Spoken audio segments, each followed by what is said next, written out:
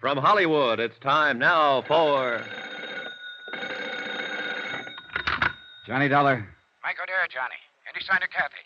No, the boys at the highway turnoff haven't seen her or Benny, either one. Not a soul out that way in the last hour. What about there at the sawmill? Nothing, Mike. No fresh tracks on the logging road, no sign of her. And the worst thing is it's starting to snow again. Yeah, here in town, too. Dan Martin just phoned. No luck. She hasn't shown up at any of the roadblocks. She's around somewhere, and we've got to find her. We will, Mike. And it's got to be fast, Johnny. There's a blizzard coming up, and that gunman Benny Stark is around, too. Maybe he's already found her. Maybe even took her from the house, her and Jill both. Maybe she didn't get scared and run. Maybe it was him. Maybe he sneaked Mike, in and... stop it. That kind of thinking's not going to help any... Well, what is going to help? I don't know, but I've got a half-baked idea, and I may be right. Stay there at the house. I'm coming back to pick you up. And one thing you can do while you're waiting. What, Johnny? Pray.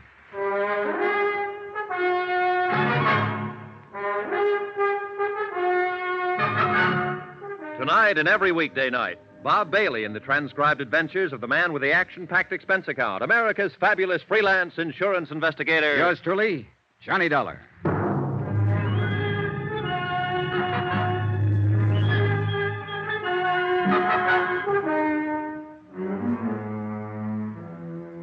From Special Investigator Johnny Dollar, location Branbury, Michigan, to the Home Office, Tri-Mutual Insurance Limited, Hartford, Connecticut. Assignment, the Nick Shurn matter. Or more important, find Kathy O'Dare.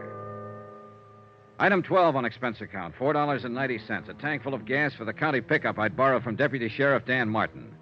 The falling snow was thickening now, and the wind was rising and steadying in the northwest. The night had all the makings of a blizzard. And wherever Kathy and her daughter had gone, we had to find them before it hit.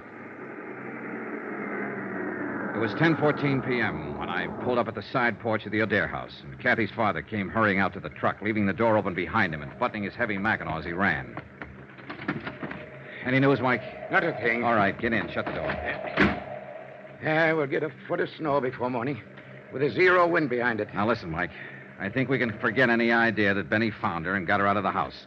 In that case, she wouldn't have taken your car. He's already got one. I know. I thought of that. And he wouldn't have given her time to dress herself and Jill the way she did, with heavy clothes and snow boots.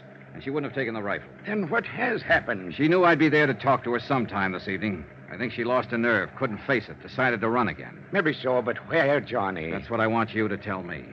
What? No, I don't mean you knew what she was going to do and where she was going to go or Then help how do you think I can tell you? Look, Kathy knew about the roadblocks Dan Martin set up to trap Benny Stark, knew where they were.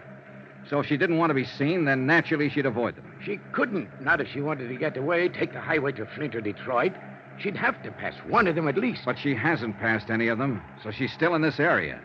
And I don't think she ever meant to leave it. But then... Dan Martin said Kathy used to spend a lot of time in the woods when she was growing up. He said she knew every back trail in these hills, logging camps, trappers' cabins. She did. She used to worry the dickens out of me the way she... Yeah. Now, where would she go, Mike, if she wanted to hide out back in the hills somewhere? There's a lot of places. Chippewa Canyon's one. 3 or 4 timber camps abandoned in the winter. Some cabins along the... No, she couldn't make it. There's a roadblock before you get to the turnoff there. It's got to be someplace she could reach without being seen. Well, there's Barker's Flats. But that's 12 miles of a foot trail. She wouldn't try it in this weather, not with Jill along anyway. Then there's Lake Pine. No, it's over the other way. Pine Lake Road. Where's that? Runs northwest of town. Not much better than a wagon road. Dan didn't put a block on it because it dead ends at the lake about 5 miles out.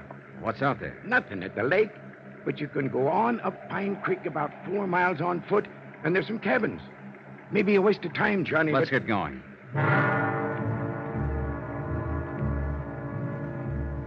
Expense account, item 13, $6.90. 1 dry cell electric lantern, an extra pair of batteries picked up at the Branbury Hardware Company on the way through town. The falling snow, driven by a bitter cold wind, formed a dense curtain in front of our headlights. And from the turnoff all the way up the narrow, twisting road to Pine Lake, I had to keep the truck in second gear. There were car tracks in the road, all right, several of them. But they were covered now by the new blanket of snow. And it was impossible to tell whether they'd been made earlier tonight or a week ago. The road ends a couple of yards past this next turn. And we'll soon know. There's 4 or 5 side turnoffs. Clearance where you can park. We'll have to check all of them, I guess. All right. That draw there on the right. That break there in the trees, that's where the Pine Creek Trail starts. Well, we'll swing in. Mike, I guess we won't have to check those turnoffs. Huh? Is that your car over there under the trees? Yeah. That's it. I left Mike waiting in the cab while I went over to look inside the car. It was empty, abandoned. And there was no note, no clue of any kind to tell where Kathy had gone. I raised the hood and felt the motor block, ice cold. The car had been here for some time. I flashed the lantern on the ground and followed the faint tracks made by 2 pairs of snow boots. They entered the deep draw that led back into the hills, the start of the Pine Creek Trail. I snapped off the lantern and stumbled through the snow back to the truck. What'd you find, Johnny? It's them, all right. They've headed up the trail. I found tracks in the snow. Yeah, then we'd better get started. No, wait. I'll go after them, Mike. You take the truck, go into town, find Dan Martin. Bring help as fast as you can. That storm's getting worse. No, you don't. I know the risk. Starting up that trail with a blizzard coming on. And if you think you're going to protect me by sending Knock me it on... off, Mike. There's no time, and you're wrong. I'm not protecting you. I'm protecting myself. What do you mean? That bum leg of yours. I don't want you on my hands, too, along with the girls. All right, Johnny. I'll go after Dan. And hurry, Mike. I'm depending on you. Yeah. Good luck, Johnny. See you, Mike.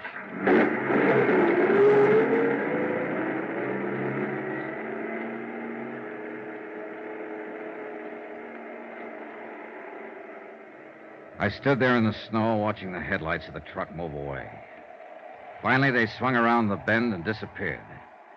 And I suddenly felt more alone than I ever had in my life.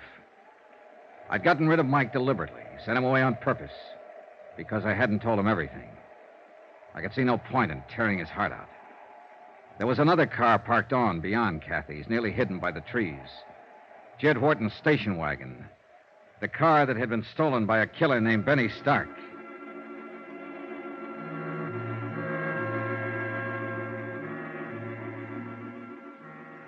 It took me half an hour to cover the first mile, and the storm kept getting worse.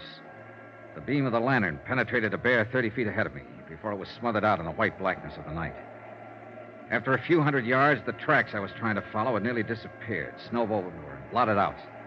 I gave up looking for them and stuck to old Mike's description of the trail, following the left bank of the frozen creek. The drifts were deeper down along the creek bottoms, and the going was rougher. But I didn't dare leave it to look for better footing. It was my only landmark. The trail itself was buried. And any man who lost his way tonight and wandered off into one of those side gullies would wander straight to his death.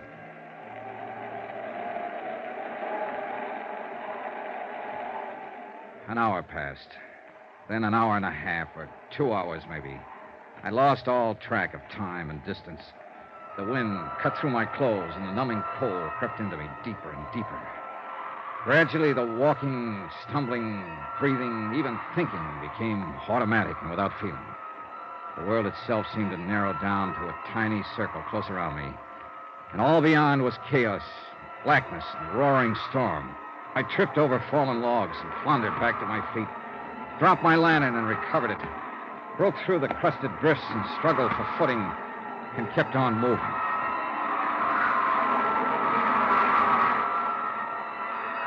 In the weird nightmare of the blizzard, I could hardly recognize reality when I came face to face with it. When the beam from my lantern touched him, crouching by a tree a few yards away. I could barely accept him as being real. He'd been watching my light as I approached, waiting for me. It was Benny Stark with his gun leveled and aimed. Don't be a fool, Benny. Drop that gun!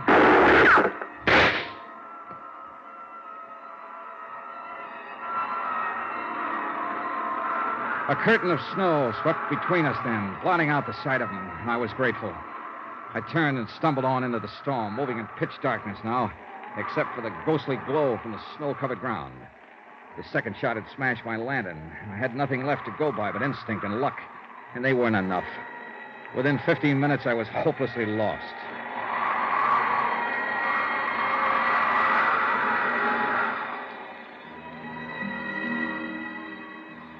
That's when I started hearing the music. Miles from no place where there couldn't be any music, except inside my head. The cold and fatigue were finally doing their work. I knew the signs. The next step was to start wandering in circles, smaller and smaller ones, and the last step, to drop exhausted and go peacefully to sleep. Peacefully and permanently. But The sound kept growing louder, and I moved in the direction it seemed to be coming from.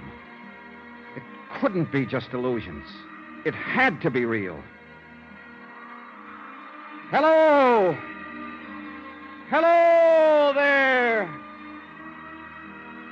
Then suddenly, only a few yards away, a brilliant blaze of light exploded from the darkness. And it seemed that a golden-haired girl was standing in the middle of it. And for a moment, my sanity tottered. Who's out there? My golden vision was wearing blue jeans and a flannel shirt and was holding a rifle. She looked exactly like the photograph I'd seen of Kathy O'Dare. And the blaze of light came from an open cabin door. Who is it? Speak up or I'll shoot. Oh, thank heaven. Hold it, Miss Dare. It's Johnny Dollar.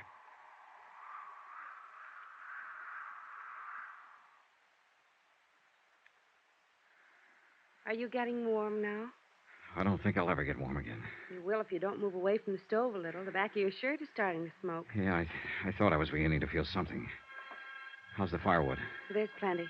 And plenty of food. And a radio. If I hadn't heard that music, I'd have blundered right on past this cabin. Oh, we've got everything.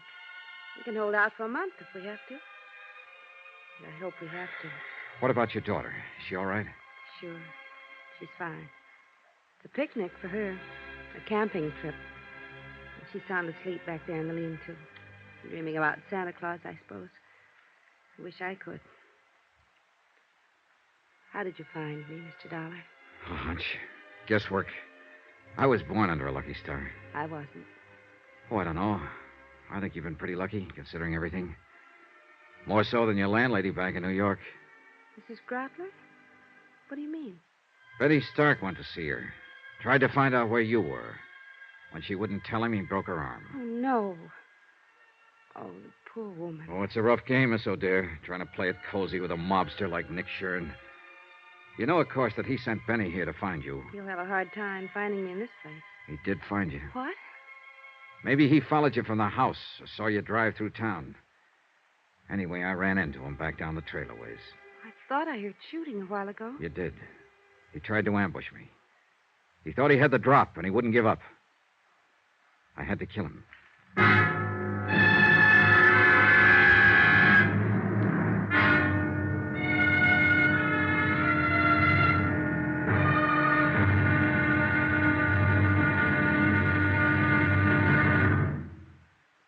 There'll be another intriguing episode in our story of the Nick Shurn matter tomorrow. Tomorrow, the showdown.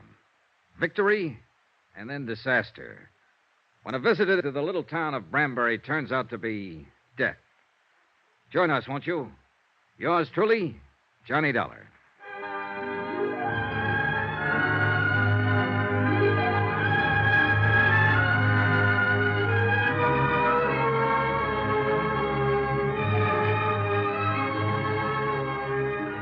Yours truly, Johnny Dollar, starring Bob Bailey, is transcribed in Hollywood.